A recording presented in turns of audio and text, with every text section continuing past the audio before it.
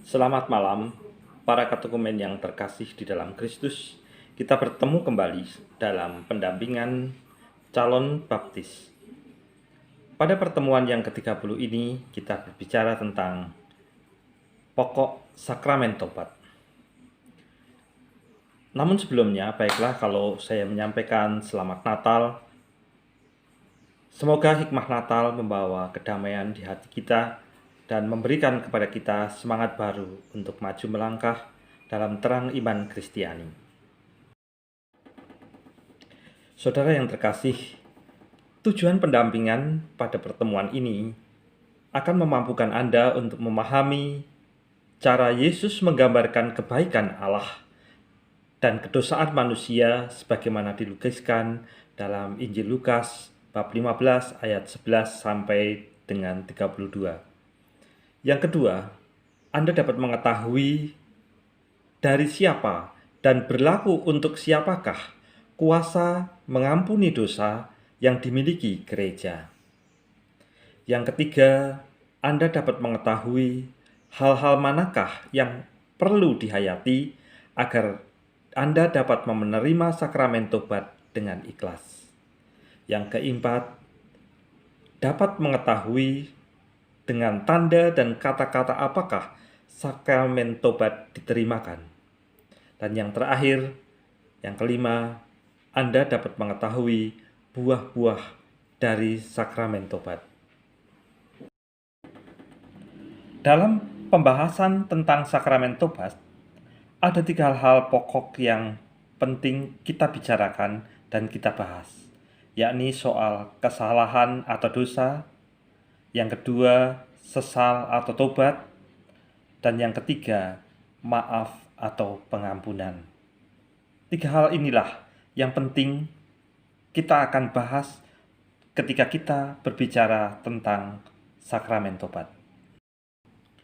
Dalam pembahasan tentang sakramen tobat, kita akan membahas bagaimanakah pertobatan dalam Perjanjian Lama dan bagaimanakah pertobatan yang terjadi dalam Perjanjian Baru. Dalam perspektif Perjanjian Lama, kesalahan atau dosa ada kaitannya dengan larangan Allah atau perintah-perintahnya. Jadi, segala sesuatu, tindakan atau perbuatan yang melanggar larangan Allah atau perintah-perintah Allah dikategorikan sebagai dosa. Dalam perspektif Perjanjian Lama, umat dapat menyesali kesalahan atau bertobat atas kesalahan jika mereka meninggalkan berhala, perbuatan-perbuatan keji, kedurhakaan. Inilah tindakan-tindakan salah yang biasanya terjadi dalam pengalaman kehidupan umat Israel dalam pergumulan hidup bersama Allah, Yahweh, Allah Abraham, Ishak, dan Yakub. Penyembahan berhala membawa mereka pada dewa-dewi, pada hal-hal di luar Yahweh. Dan selain itu, mereka kadang-kadang terjebak pada perbuatan-perbuatan keji.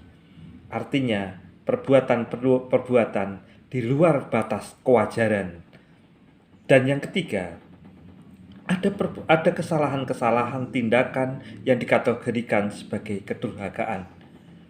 Kedurhakaan bisa saja terjadi dalam konteks pergaulan dengan sesama, durhaka terhadap orang yang lebih tua, durhaka terhadap siapa saja yang ada dalam lingkungan sekitar mereka.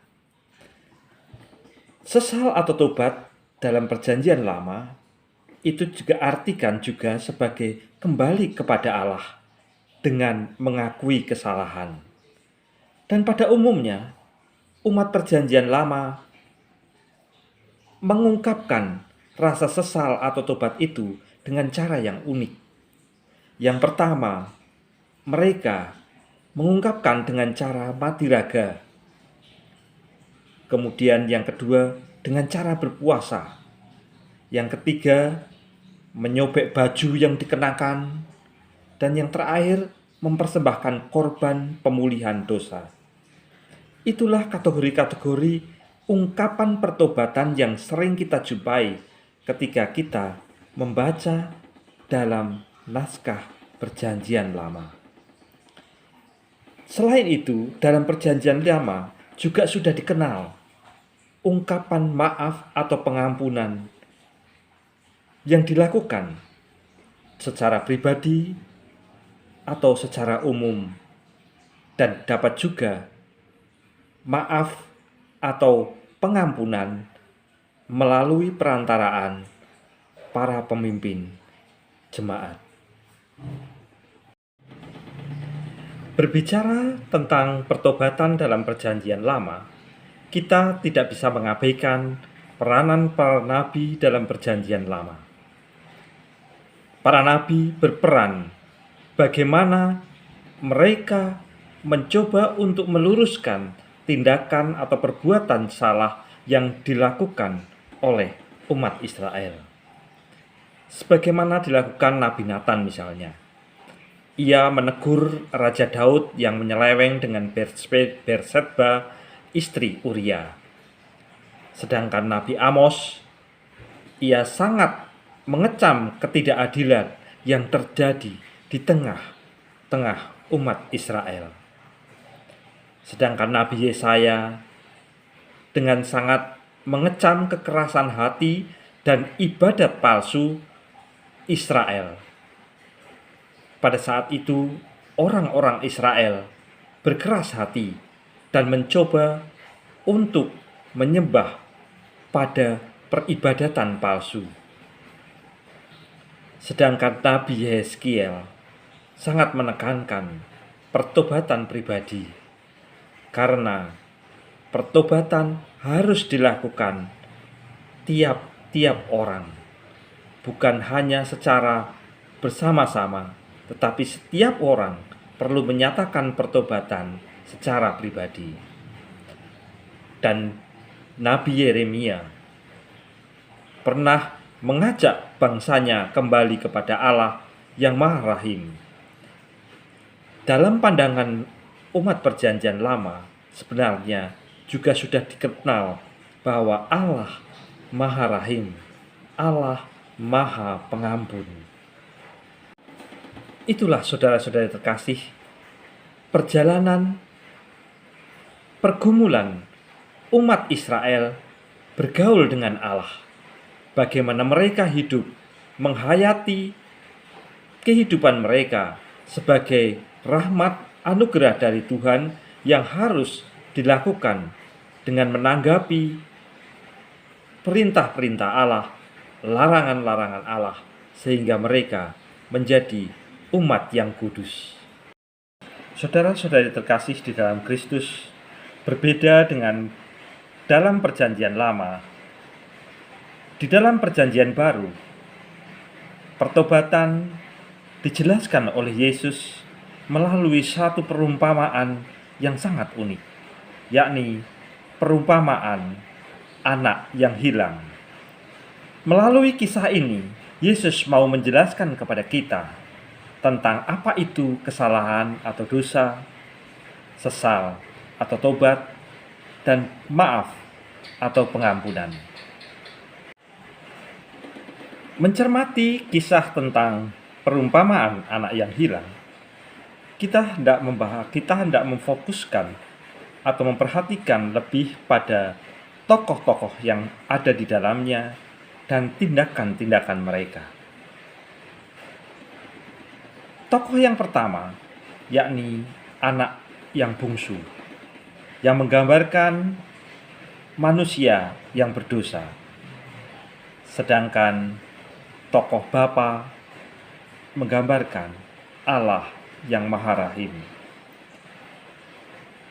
Anak bungsu atau orang berdosa, juga anak sulung tentu saja, di sana ada tindakan yang pertama. Ia pergi ke negeri yang jauh, sebagaimana dikatakan pada ayat 13. Artinya, anak bungsu itu meninggalkan bapaknya yang mencintainya itu. Selama bepergiannya, apa yang ia lakukan? Ia hidup berfoya-foya. Artinya, si bungsu meninggalkan bapaknya untuk mencari kebahagiaannya sendiri, suatu kebahagiaan yang semu. Menyadari keadaannya, si bungsu berniat kembali kepada bapaknya. Ia yakin bapaknya pasti menerimanya karena bapaknya itu seorang yang baik hati. Pada ayat 18a dikatakan, "Aku akan bangkit dan pergi pada bapakku." Jadi, ada kesadaran dan ada niat dari si bungsu untuk kembali kepada bapaknya.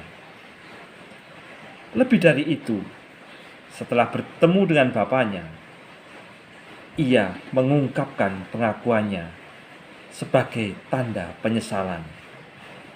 "Bapa, aku telah berdosa terhadap surga dan terhadap Bapa. Aku tidak layak lagi disebut anak Bapa." Dari tahap-tahap tindakan ini, kita bisa melihat bagaimana tindakan dosa beralih menjadi suatu kesadaran, menyadari akan kasih Allah, dan niat untuk mengungkapkan pengakuannya, permohonan maafnya kepada Bapaknya. Inilah sakramen tobat. Allah yang digambarkan dengan Bapa yang baik hati itu,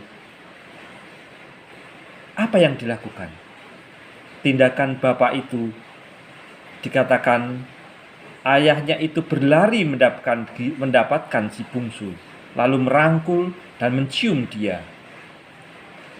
Ia berkata, "Marilah kita makan dan bersukacita, sebab anakku ini telah mati dan menjadi hidup kembali. Ia telah hilang, didapat dan didapatinya kembali." Saudari terkasih, jadi dengan sangat jelas bagaimana Yesus menjelaskan kepada kita tentang pertobatan. Pertobatan yang terjadi karena kesadaran manusia yang berdosa dan kasih Allah yang Maha Rahim. Saudara-saudari terkasih yang dalam Kristus, agar dapat bertobat, orang perlu mohon bantuan Roh Kudus dan membangun sikap rendah hati dengan menghayati hal-hal berikut ini. Yang pertama, ia harus menyadari dosa selalu menghadang dalam kehidupan kita, dalam kehidupan sehari-hari, entah itu dosa ringan ataupun dosa berat. Yang kedua, orang perlu mengetahui dan melakukan penyesalan dan tobat. Tanpa penyesalan dan tobat, tidak akan ada pertobatan. Yang ketiga, orang perlu mengambil tindakan untuk pengakuan dosa, mengakukan kesalahan tindakan yang dilakukannya kepada Allah. Yang keempat adalah pengampunan yang diwujud nyatakan dari absolusi melalui perantaraan seorang imam atau pastor, terlebih untuk dosa-dosa yang berat, juga dosa-dosa ringan, karena dengan semakin menyadari akan dosa-dosa, maka kita juga menjadi orang yang selalu waspada terhadap dosa yang menghadang. Dan yang terakhir, kita perlu juga menghayati penitensi atau denda dosa yang akan diberikan oleh imam ketika kita mengakukan dosa. Kita akan memperoleh penitensi sesuai dengan tindakan perbuatan kesalahan kita. Hal yang penting juga ketika kita mau melakukan dosa, sebaiknya kita hafal juga doa tobat, yakni doa yang singkat. Tetapi apabila Anda tidak hafal, Anda bisa juga membawa puji syukur. Di sana ada tertulis tentang doa tobat. Saudara-saudara terkasih di dalam Kristus, hal terakhir yang perlu saya jelaskan adalah buah-buah sakramen tobat. Apakah yang kita peroleh jika kita mendapatkan sakramen tobat? Yang pertama, dengan menerima sakramen tobat, kita mengembangkan sikap tobat kita. Yang kedua, kita menguatkan diri, menguatkan pertobatan kita, menguatkan sikap tobat kita. Andai kata sikap tobat dalam diri kita mati dan tidak berkembang, kita bisa membayangkan bagaimana kehidupan kita hidup tanpa pertobatan, hidup dalam kekerasan hati, hidup dalam keegoisan dirinya sendiri. Hal yang kedua, dengan menerima sakramen tobat, kita memperbaharui hidup kita. Kita memperbaharui diri kita sendiri. Memperbaharui diri dalam hubungannya dengan Allah pertama-tama. Memperbaiki diri dalam hubungannya dengan gereja. Dan memperbaiki diri dalam hubungannya dengan masyarakat di sekitar kita. Dengan demikian, dengan menerima sakramen tobat, kita selalu berada dalam saat-saat pembaharuan diri, menciptakan iklim hidup yang baik, entah itu kehidupan bersama Allah, bersama gereja, dan bersama dengan masyarakat. Masyarakat dalam arti keluarga kita, dengan masyarakat dalam arti lingkungan sekitar kita, dan masyarakat dengan lingkungan masyarakat di mana kita tinggal. Itulah buah-buah dari sakramen tobat. Akhirnya, saudara terkasih di dalam Tuhan, Anda dapat mendalami tentang sakramen pertobat pertemuan yang ke-30 ini dengan mempelajari lebih dalam lagi melalui naskah yang saya bagikan di dalam Google Classroom. Selamat mempelajarinya. Semoga damai Tuhan senantiasa menyertai kita melalui sakramen tobat.